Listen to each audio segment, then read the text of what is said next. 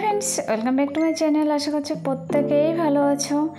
আজ অনেক দিন পর ক্যামেরাটা অন করলাম, কারণ আজকে একটা স্পেশাল দিন। আর এই স্পেশাল দিনে যদি আমি ক্যামেরাটা অন না করি তাহলে বলবো খুব বড় অন্যায় করা হবে।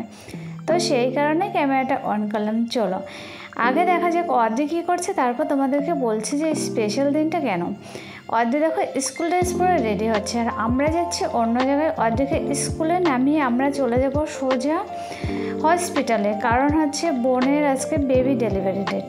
তো সেই কারণে বোনকে নিয়ে যাব হসপিটালে। আর এটা যেহেতু শ্রাবণ মাস, আর শ্রাবণ মাসে বাড়ির প্রাচীরটা রং করেছি, তো সেই কারণে ভাবলাম কী রং করি। তো বাড়ির প্রাচীরের রংটা দেখো আমি সবুজে রেখেছি, কারণ এই সবুজ রংটা অদ্রির পছন্দের একটা কালার। বলছি মা সবুজ কালারটা দাও, তাহলে খুব সুন্দর লাগবে, কারণ চারিদিকটা এখন সবুজে সবুজ। তো সেই কারণে বাড়ির রংটা সবুজ করে নিলাম।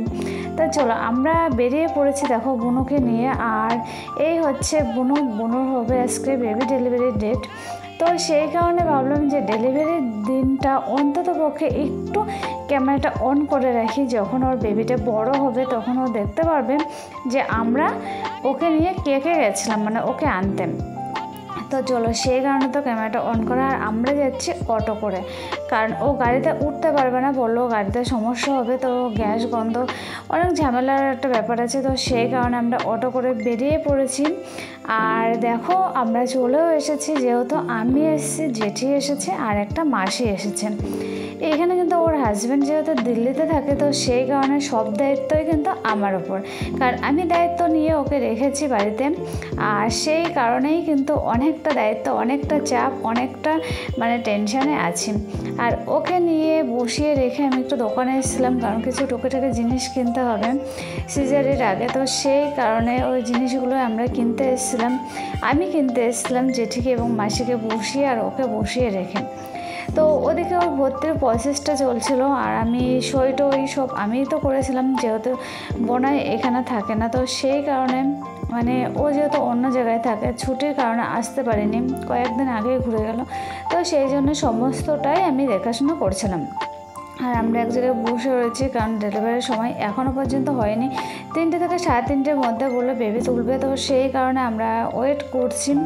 আর ওয়েট করতে করতে কী বলো তো 3টে বা 3:30 বেজে গেছে। ওর যখন ওটিতে নিয়ে গেলো তখন বাজে 3টে 5:10 বাজে। আর আমরা ওয়েট করতে করতে হঠাৎ ডাকলো যে বাড়িতে কেউ আছো, মানে বাড়ির লোক কেউ আছে, তাহলে তাড়াতাড়ি চলে আসো।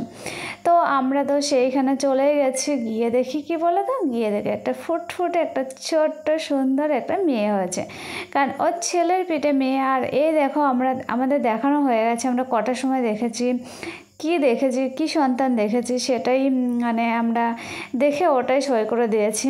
আর এটা হচ্ছে খানিকক্ষণ বাদে, অর্থাৎ এই আধ ঘন্টা বা 1.5 ঘন্টা বাদে দেখো ওকে যখন বেডে দিয়েছে, তখন আমি একটু ভিডিও করছিলাম যে তোকে একটু ভিডিও করে রাখি, কারণ তুই যখন বড় হবি তখন দেখবি যে তুই প্রথম যখন হয়েছিলিস তার 1-2 ঘন্টা পর তুই কেমন করে তাকাচ্ছিলি।